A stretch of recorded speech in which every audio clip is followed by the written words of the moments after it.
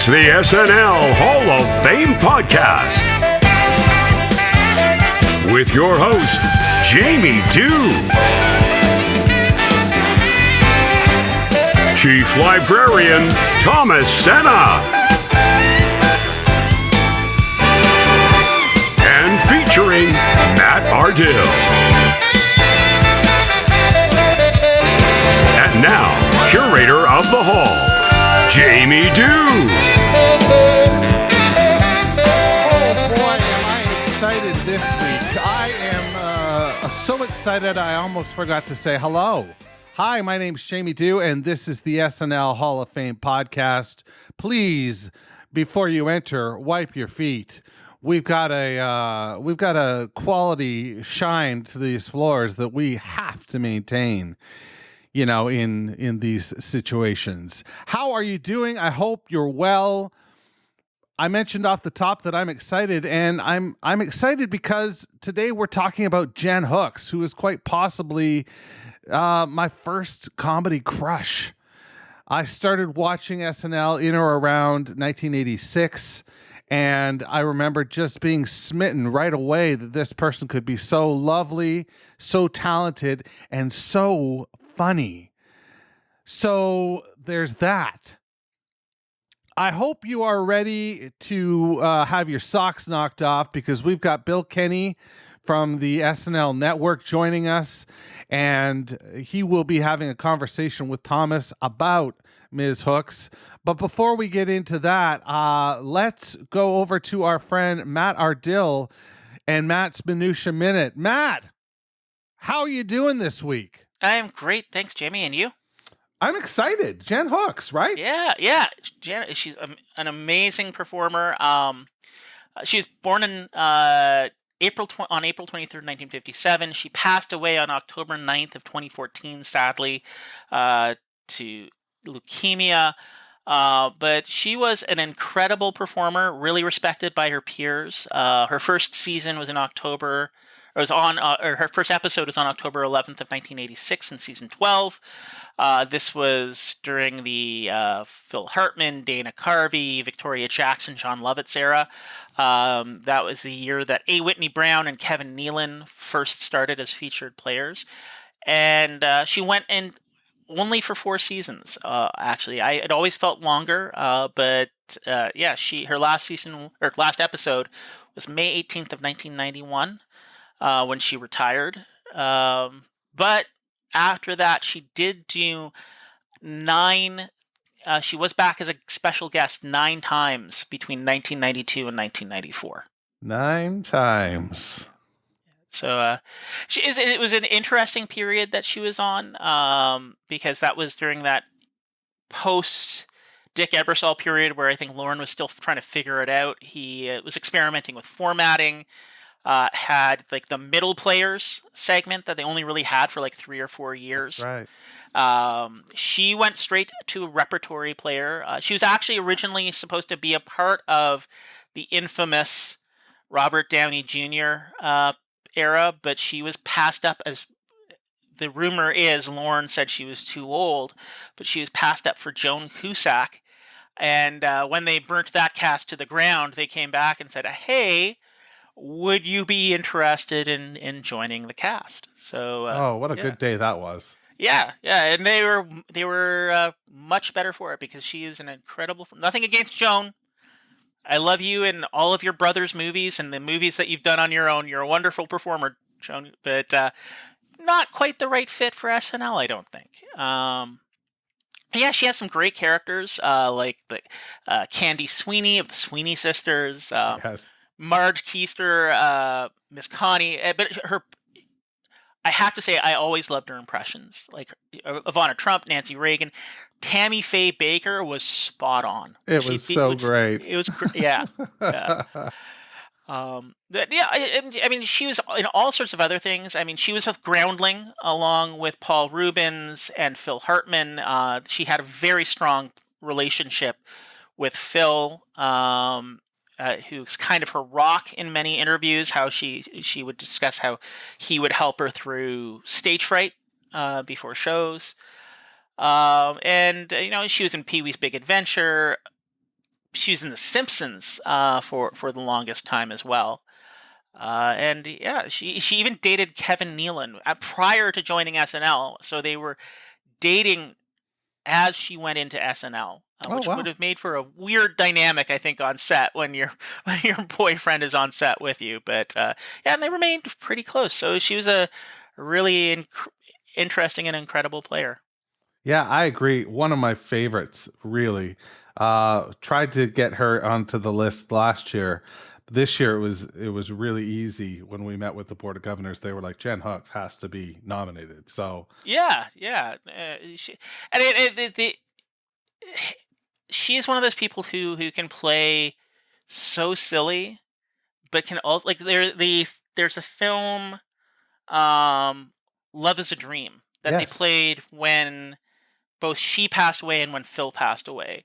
And it's one of those things where it's like, she can play melancholy. Like they yeah. don't do that as much anymore. Like in the early years, they would have the shorts, and sometimes they could get dark and weird And and sometimes just very melancholy. sweet. Yeah, and I mean, this sort of fit into that. Like, oh, this is lovely, Yeah. and I mean, it just speaks to the power of both her and Phil as performers, that they could create this sweet 3 minute, 3.5 minute video that just transports you. And not every SNL cast member can say they can do that. Like there are some, but there are a lot who would be too busy looking for the gag in the moment to be able to bring you that. Yeah, she was one of a kind. Indeed.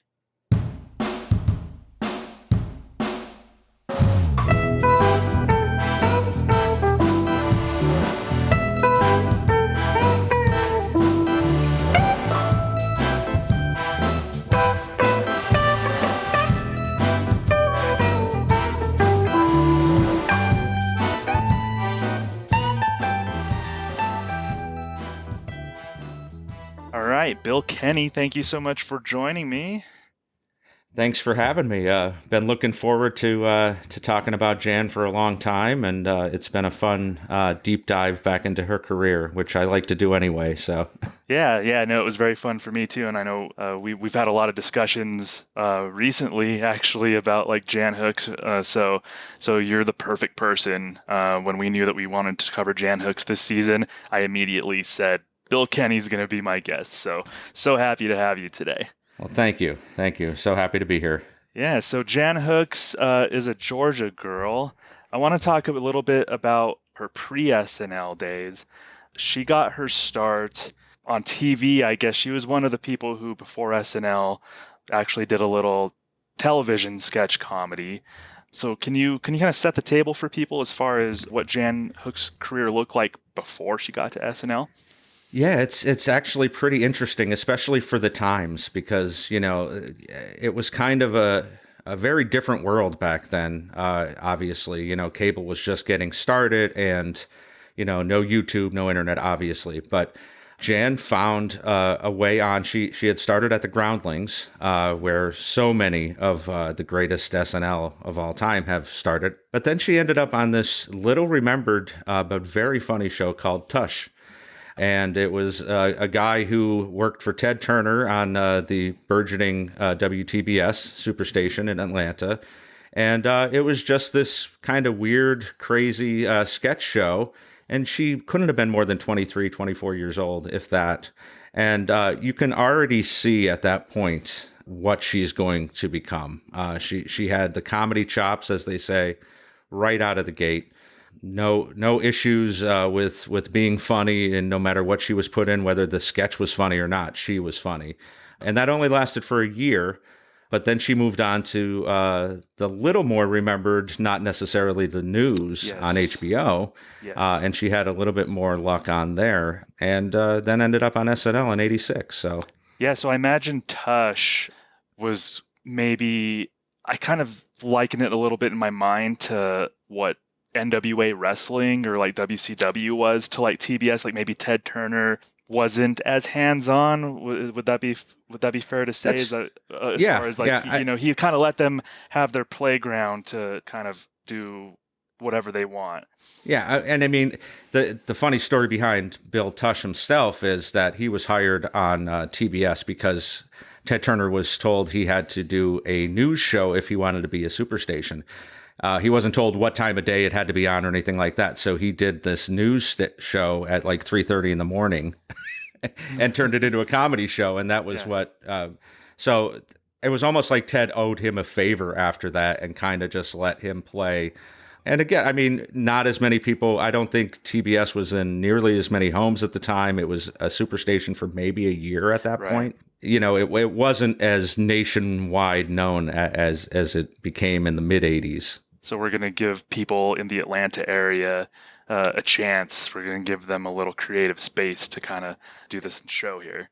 Exactly. Yeah. And growing up too, I remember you had mentioned not necessarily the news. That's something that I watched a lot as kind of a weird 8-year-old comedy fan.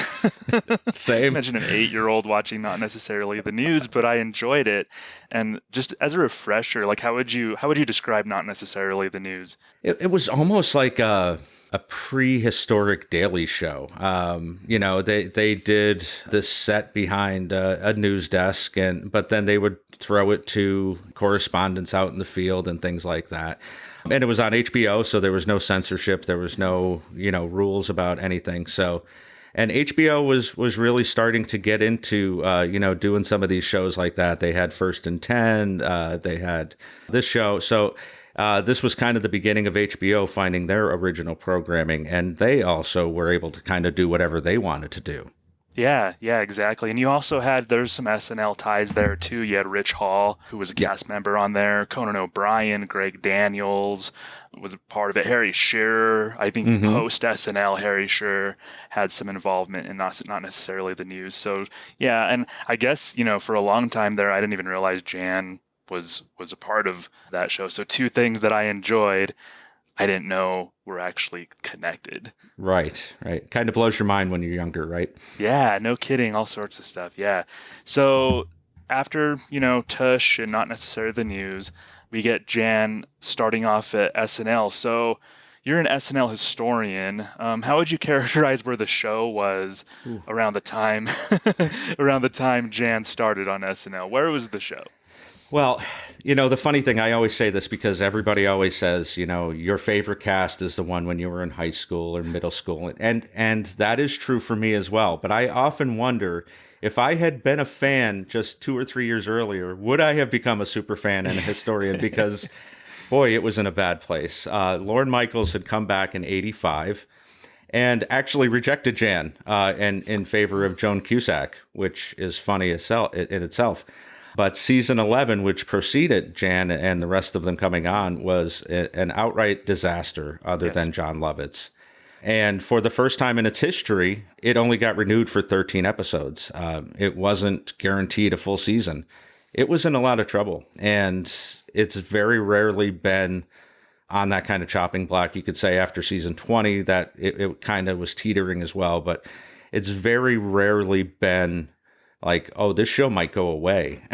Yeah, people talk about Saturday Night Dead, and that was literally almost literally about to happen around that time. And as a refresher for people, that was the season where I guess Lorne really experimented, so he brought in people who already had names like Anthony Michael Hall, Robert Downey Jr. Damon Wayans was in the cast before he got fired. Randy Quaid. Randy Quaid, Joan Cusack, as you mentioned. So it was a lot of people maybe who were already established, and Lorne was just kind of experimenting with that season. And as you mentioned, it was a disaster. And at the end of the season, Lorne almost literally just kind of set the season on fire.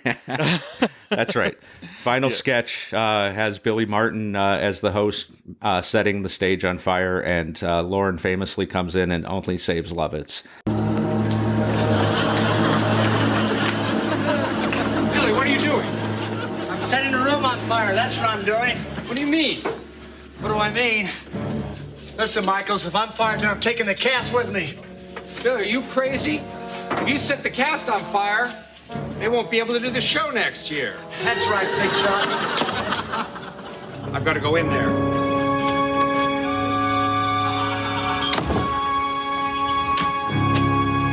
What are you doing? I gotta wave goodbye. Don't ask any questions, John. Just go downstairs to my limousine and wait for me there.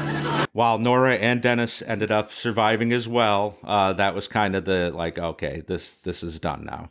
Yeah, exactly. So yeah, everybody remembers that Lovitz got saved, but you're right. Dennis Miller got saved. Ultimately, not in the sketch, but in real life, he got saved, and also, as you mentioned, Nora Dunn was one of the holdovers.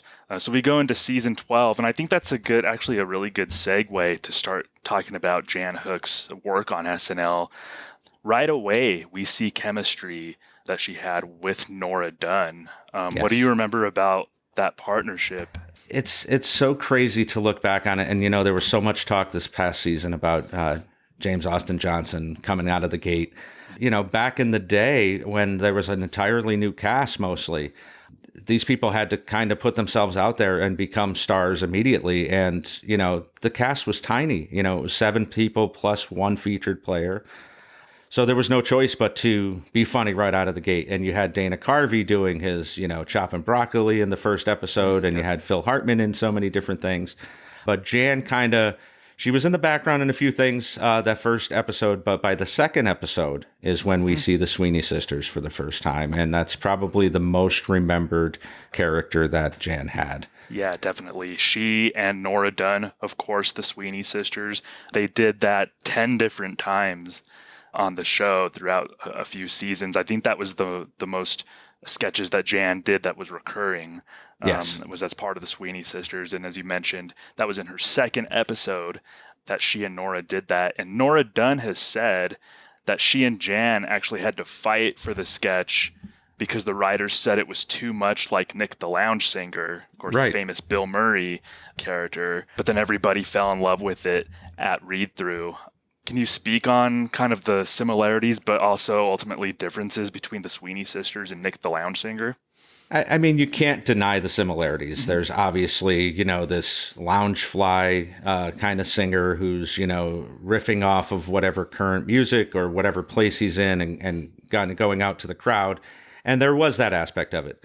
But Jan and Nora had the combo. They had the duo of each other to play off of. And I think that in itself made it so much different. And they found a way to, where Nick was often in a bar, these guys were everywhere. They were in a Jewish retirement home. They were in a jail cell. They were in a ski lodge. They hosted a Christmas party. Exactly. And actually, the first episode, I mean, you can see these characters are almost fully formed right from the start, even though they're not called the same thing. I think their names were Marianne and Fran or something like that. But other than that, and everything else about these characters was already in place. Yeah, I mean, they played off each other so well. My favorite out of those has to be the Paul Simon one.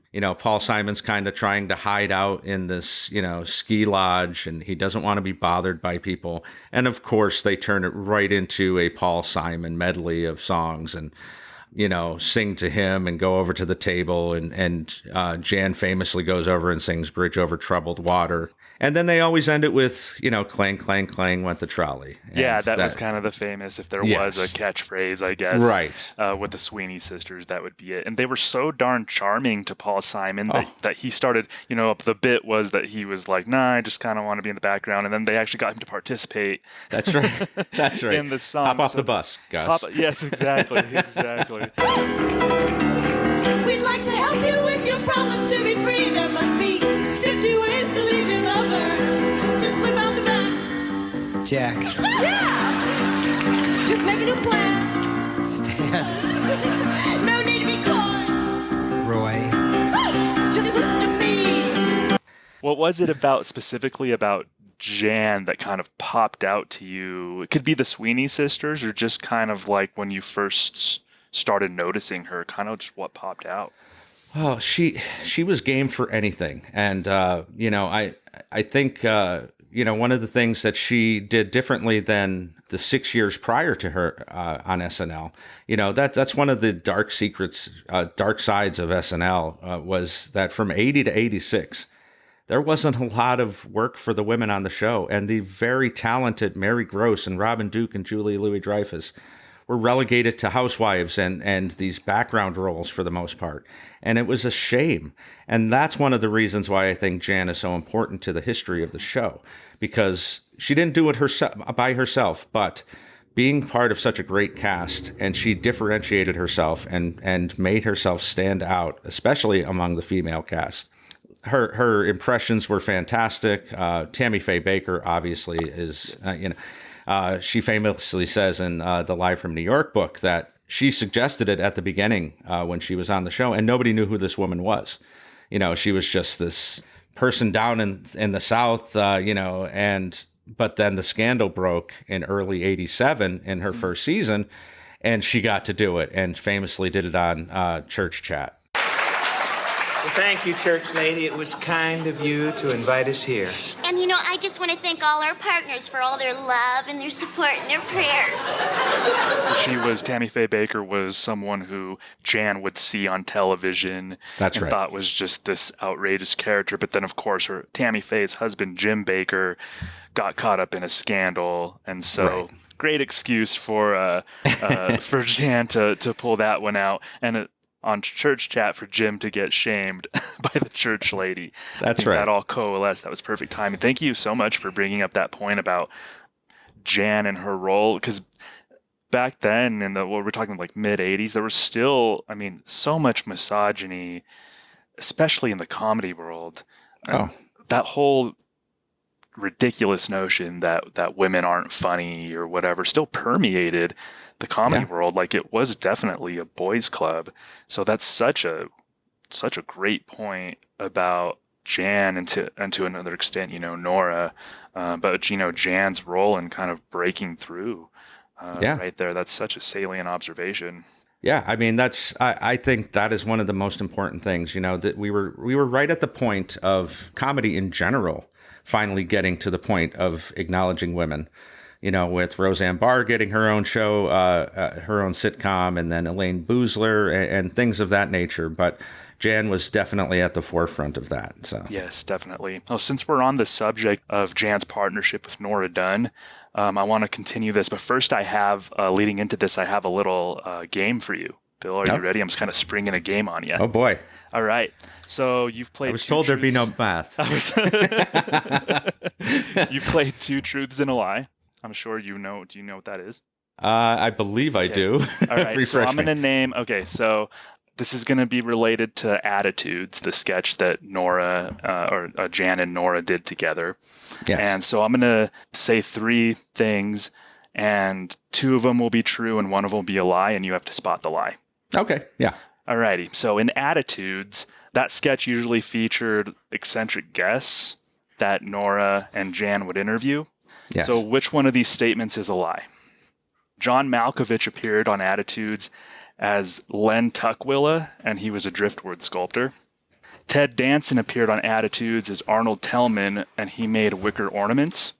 And Woody Harrelson appeared on Attitudes as Paul Tinso, and he made clay miniatures.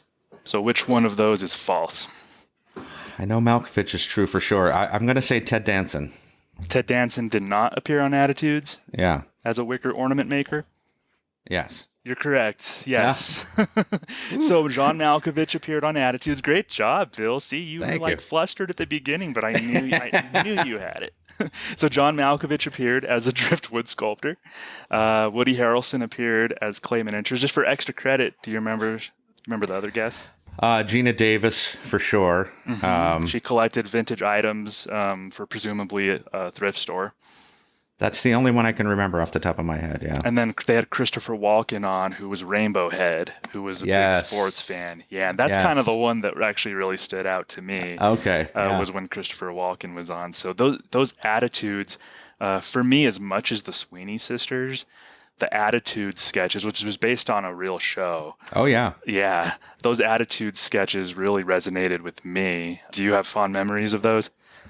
Well, it's funny because it's not a show that I ever would have watched on my own, but I can remember coming home from school and my mother would have that on Lifetime. And I was kind of amazed at how well both Jan and Nora were able to nail these two women. Linda Dana and Dee... Oh, I can't think of her last name, but her first name was Dee, the one that Jan played. Yeah. Yeah, and one of my favorite things was how they had these eccentric guests on, but them as hosts, Nora and Jan as hosts, kind of shuffled between genuine interest and almost like mocking sort of sarcasm. right. And I couldn't tell where they were necessarily at any given point during the interview, because Nora would do her lean in and seem real fascinated, and then Jan would talk about this really mundane topic, just super excited. Now, you have become the hottest new artist on the West Coast. Now, tell us what you do and how you've done it. Actually, I'm from the Pacific Northwest, Bothell, Washington. Oh, and what are you doing out there in the art community that's just blowing their everybody minds? away? I'm a driftwood sculptor. It was just such wonderful, I don't know, like they would have just such great turns of phrase. And was there something about Jan in those attitude sketches that made her endearing to you as much as she was to me?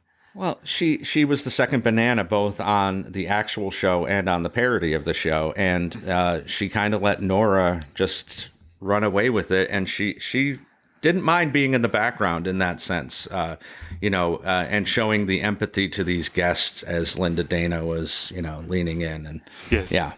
Yeah, she's such a great facial actor too, Jan. Yeah. Like, yeah, just in those attitude sketches. That's why I say I couldn't tell if it was sarcastic or not, and it might have been both at the same time, both genuine interest and sarcasm. But Jan just had this big bright smile on her face, like, yeah, I'm listening. This is so interesting. And she was just so endearing, man. Gosh.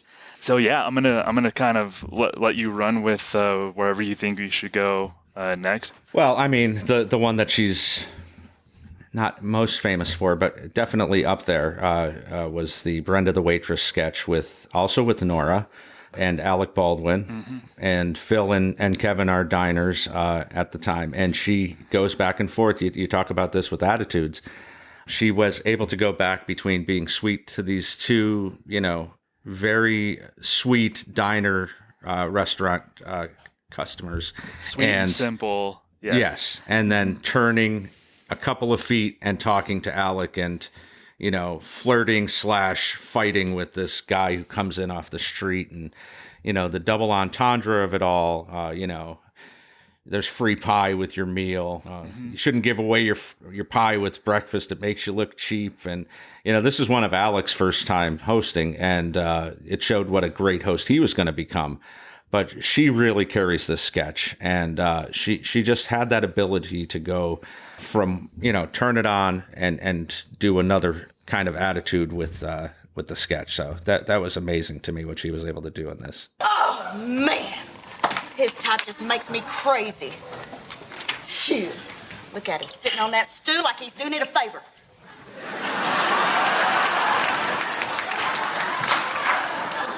Well, you know what? He can just sit there forever as far as I'm concerned. I just don't care. However, my job description requires me to go down and find out exactly what he wants. Yeah, I love that one. And it was almost like there were a handful of characters that I loved from her that were like Southern belles, but with sass. Yeah. And Jan she did that so well. Nobody played a waitress like Jan. And, nobody played a waitress like Jan. And nobody played a whore like Jan. She joked on the 15th anniversary that she had just broken the record for playing 4 whores in one episode, a record previously held by Buck Henry. So that was that's right. Yeah, it's good for you, Jan. Definitely. Another partnership that I'd like to talk about. We talked about her chemistry and partnership with Nora Dunn, which popped on screen. Another one was with Phil Hartman. Yeah. That I think that she was like very well known for. Oh, I would put them up there with the best duos of all time in SNL history. She had a very famous stage fright, kind of along the lines of Bill Hader, where every show she was terrified to go on the stage, and she would talk about how Phil would grab her hand before a sketch and, help her get out there and get over that fear.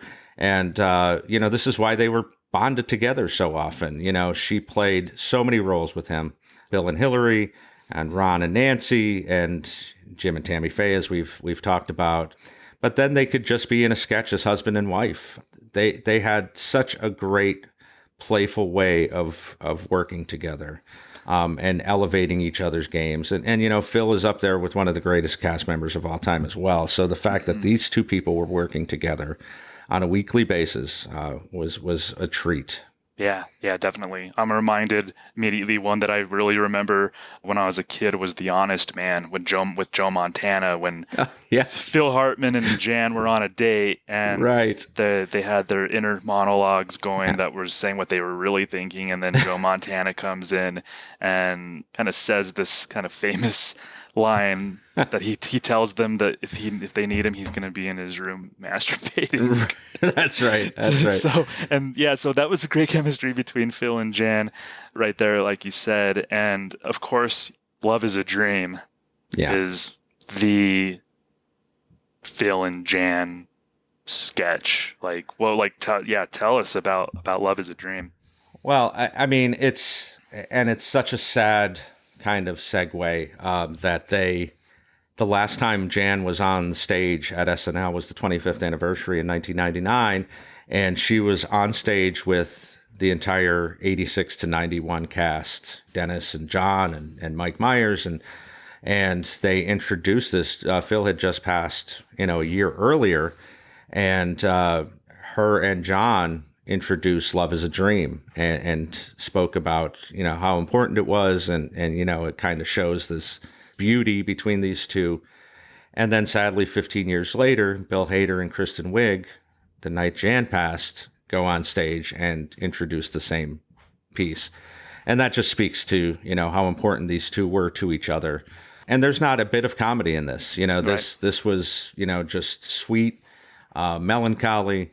This older couple older woman who goes into the bank, into the safe deposit box, and looks at this tiara that she had worn when she was a young woman, and she, remembers, and it's, Phil, of course, and he's singing as Bing Crosby.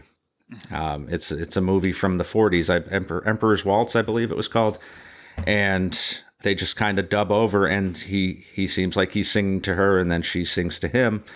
And then it cuts back to, the current time, and she's an old lady, and she leaves this bank, and there's Phil standing outside the building as, the security guard, and he winks at her. So it was just very poignant. Something SNL didn't dive into very often. And, Schiller was really good at this, making the films. But this was one of his masterpieces, and the fact that it's these two people who we lost way too early is even more so. Yeah, definitely. Every so often, the show would do something that, as you mentioned, didn't have comedy in it. Sometimes it was a Tom Schiller video. I think Schiller was behind the John Belushi movie as well. And I don't know if I remember much comedy.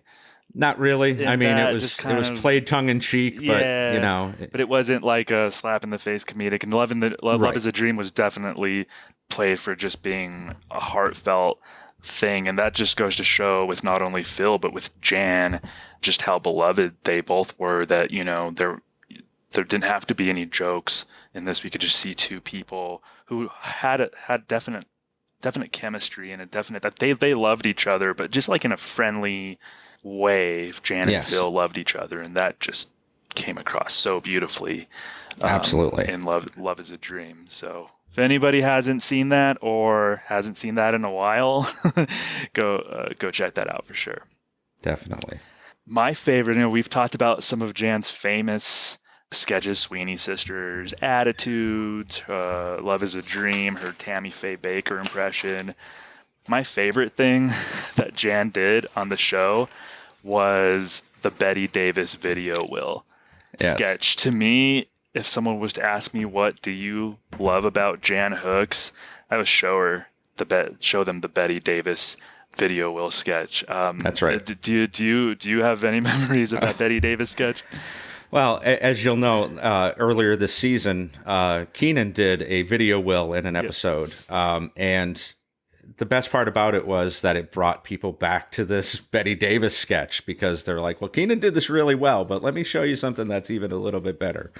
And, her Betty Davis impression was fantastic. Late in life, Betty Davis, angry at the world. And Angry at her daughter specifically for writing a tell-all book. Right. Yeah. Hated the lawyer too, but and they, it was this video will after her death, and her children are called into the office and have to sit through this painstakingly long video of her talking about the old days in Hollywood and going off on tangents, and finally Nora, as her daughter, says, just fast forward through this. And this is the technology of the late 80s. They pretend to fast forward the tape, and you hear, anybody who hasn't had a VCR, the scanning noise, and little do we know at the beginning of this that's Jan also making that noise. And the only way we know is by the third or fourth time they do this, they cut back to her too quickly, and there's Jan going, but immediately recovers, goes back into the Betty Davis voice, and doesn't miss a beat. And it's just a tour de force of comedy, and eventually gets to the end of it and says that Nora's not getting anything, and she hates her for writing a book about her, and she laughs hysterically for ad infinitum. So just a perfect sketch in every way. Yeah, and that rewatching it made me realize that she might be the best maniacal laugher in SNL history, or one of the best. Absolutely. Because that laughing that she was doing as Betty Davis at the end of that sketch was just amazing.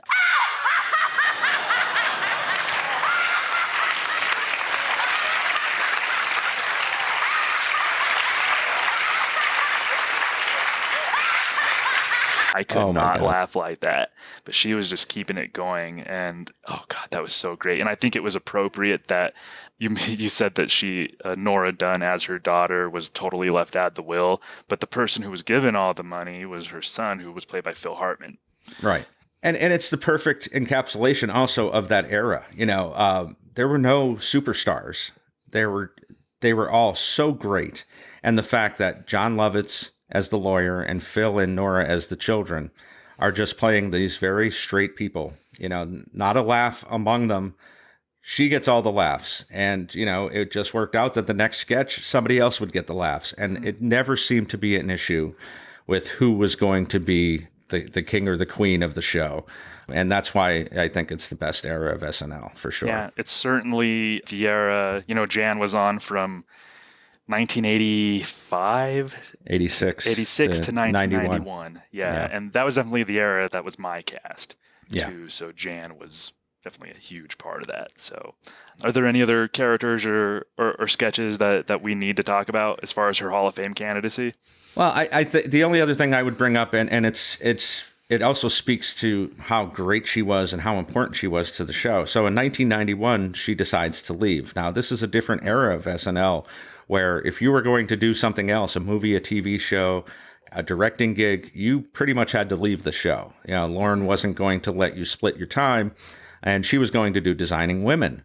So she left the show. But then she was on the show 9 more times from 92 to 94 as Hillary Clinton, and was always credited as a special guest. And I believe that this is the only time in the history of the show that a former cast member was credited as a special guest. Now, obviously, Tina came back, and we've had multiple cameos Maya and things Rudolph, of that nature. most recently, yeah. Right. But I think this was really the only time that someone in the opening credits was credited as a special guest that was a former cast member. That's how important she was to the show. And she came back to play Hillary, a beginning of the Clinton era, to Phil's Bill. Yeah. And we've seen Amy and Kate over the last, 15, 20 years have their own wonderful take on Hillary Clinton. But she was the first. And, it's a more subtle, keep saying subtle here. It was a more subtle impersonation. It was, an earlier version of what we came to know, but she still played it very well. And the fact that they needed her to come back and play this instead of any of the female cast members was a testament to her.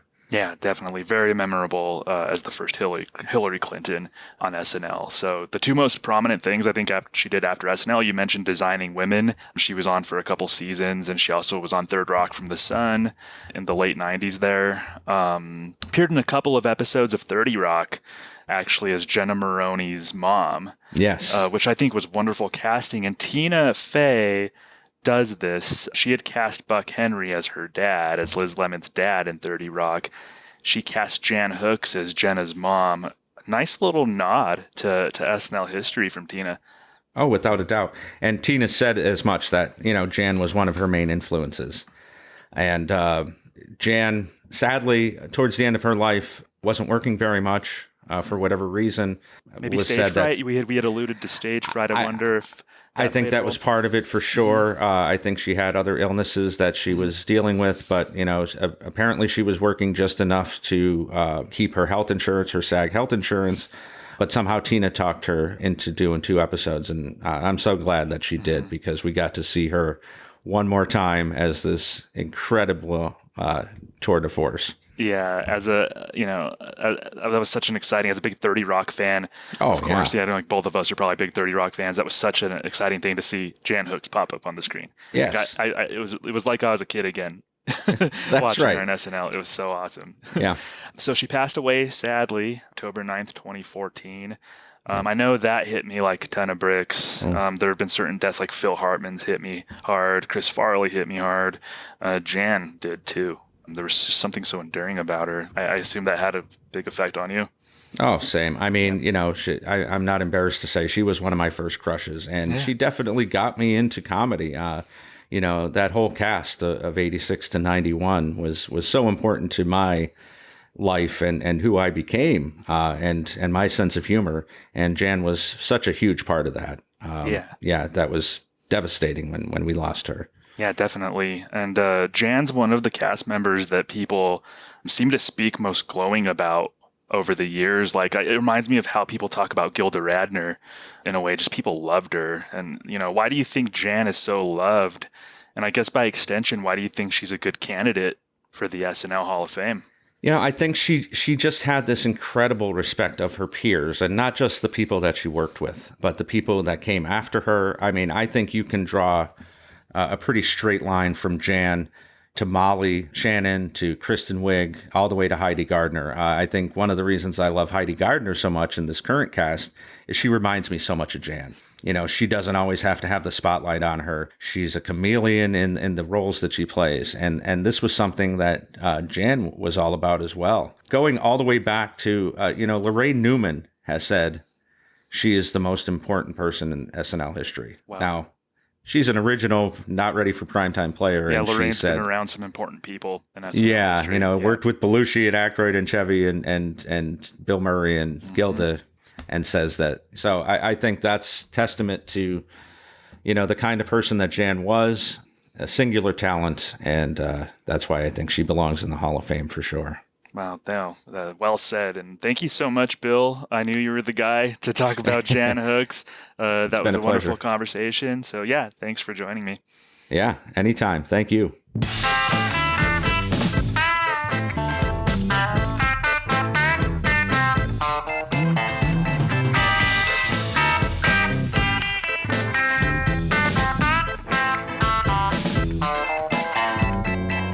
Jan Hooks.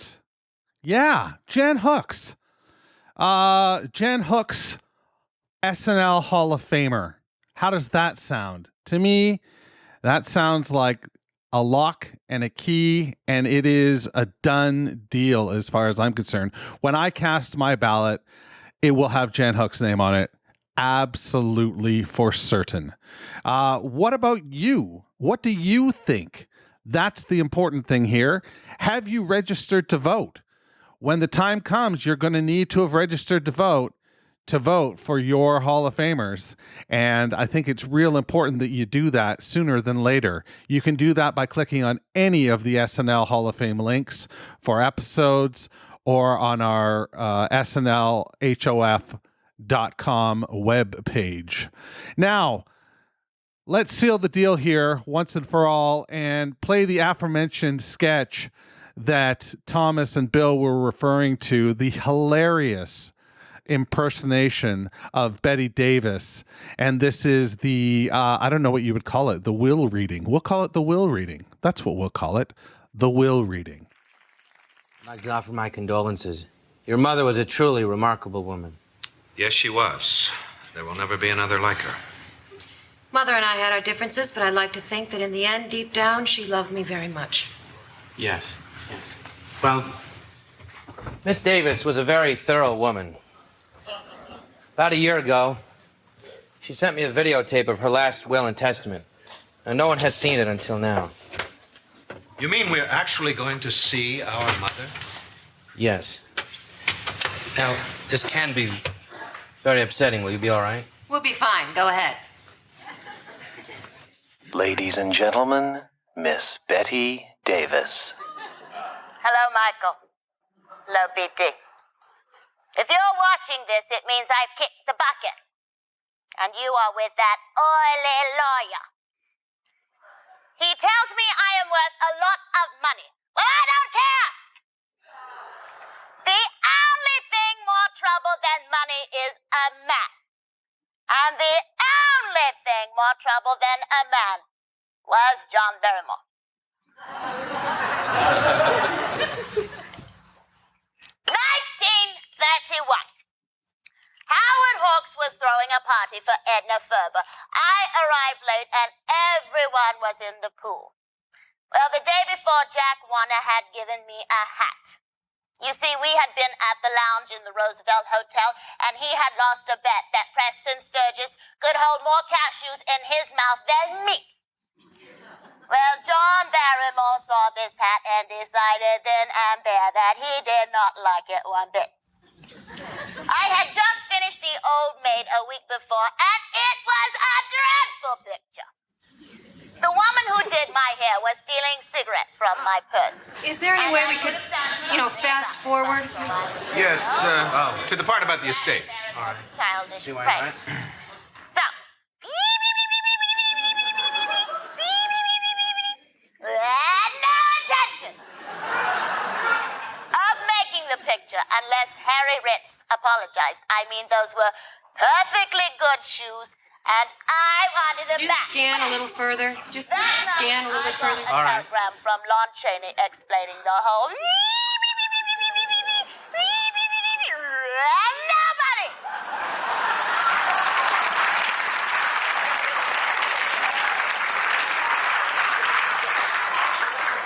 Nobody could make a waffle like Bert Lahr.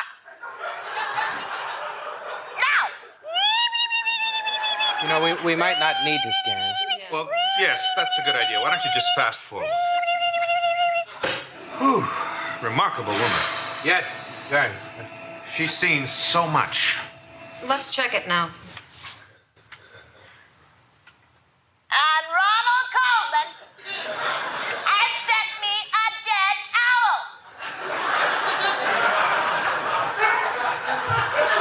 Well, what happened? Oh, must be the end of take one. Take one? Here we go. Welcome to tape 2. Wallace Beery was in the thick of it. And that's when I knew.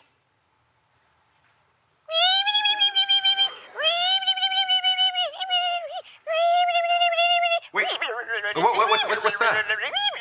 Oh, this is a scene from Dark Victory. Miss Davis has had it edited in to make some point. Lord, I hate that woman. Oh, I think we've gone too far. Yeah.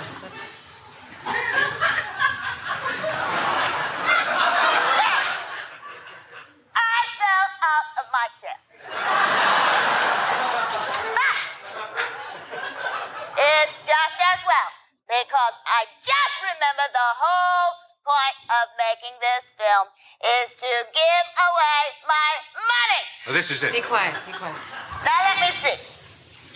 Michael, you get everything. Barbara, you get nothing. Because you wrote a nasty, tell-all book, and I have a bad life.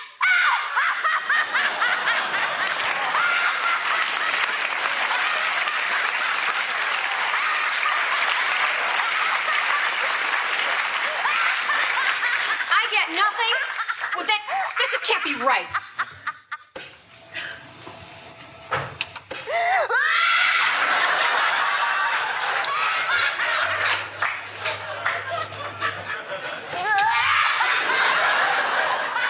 I've seen enough. I don't need to see anymore. Barbara, there may be some specifics. Forget it. Forget it. Have you got anything to eat? Yeah, I have some milk duds. Great. You want me to scan this part? No, this is fine. Man, she's good. Yes, remarkable woman.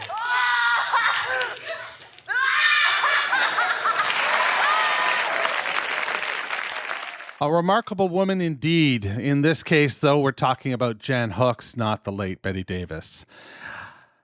What else can I say? The ball is in your court now. Will you choose to enshrine her in the hall? We shall see. I hope you do, because she certainly belongs. That's what I got for you this week. Next week, we'll be back with the host category, and we'll be talking about the divisive. At one point, certainly not divisive, but certainly now the divisive Alec Baldwin. So stay tuned for that. But in the meantime, turn out the lights on your way out. The SNL Hall of Fame is now closed. Thanks for listening to the SNL Hall of Fame podcast. Make sure to rate, review, share, and subscribe to the show wherever you get your podcasts. Follow us on social media at SNLHOF. This is Doug Denant saying, see you next week.